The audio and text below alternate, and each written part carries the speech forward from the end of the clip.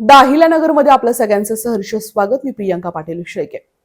विरोधकांना देखील प्रेम वाटावं असं नेतृत्व म्हणजेच उपमुख्यमंत्री अजित पवार. अजित पवार यांच्या निधनावरती अनेक प्रतिक्रिया उमटत आहेत. अजित पवार हे विकास करणारा माणूस होता, कामाचा माणूस होता असं म्हणतायत. अजित पवार हे शेवटच्या क्षणापर्यंत काम करत होते हे तिथे पडलेल्या कागदांवरनं लक्षात येतंय आणि याचीच अनुभूती पुन्हा एकदा येतेय. मंत्री नितेश राणे यांनी एक खूप चांगलं असं वक्तव्य केलंय. ते सांगत होते, सगळीकडे विरोधक होते तरी देखील मी अजितदादांना एक काम सांगितलं आणि अजितदादांनी ते काम महत्वाचं होतं म्हणून माझं ते काम करून दिलं.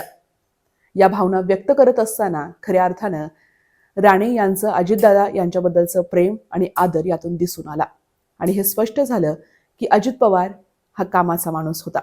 पाहूयात तर मंत्री राणे काय म्हणतायत. आणि मी दादाला सांगितलं, अजित दादा हे सुभाष चव्हाणांचे मुलगा आहे, त्याची जागा आहे, ह्याला तिथे हॉटेल बांधायचं होतं. आज तो आपल्या प्रकल्पासाठी ही जागा देतो म्हणून त्यांना किमान 5 पट आपल्याला द्यायलाच पाहिजे. दादाने ऐकलं आणि मला बोलले की फक्त तुम्ही मीटिंग मध्ये तो मुद्दा काढा, बाकी मी बघतो. मग त्यानुसार मी मीटिंग मध्ये तो मुद्दा घेतला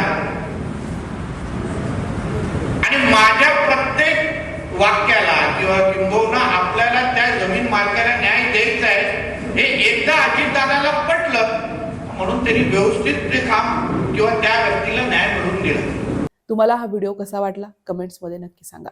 धन्यवाद.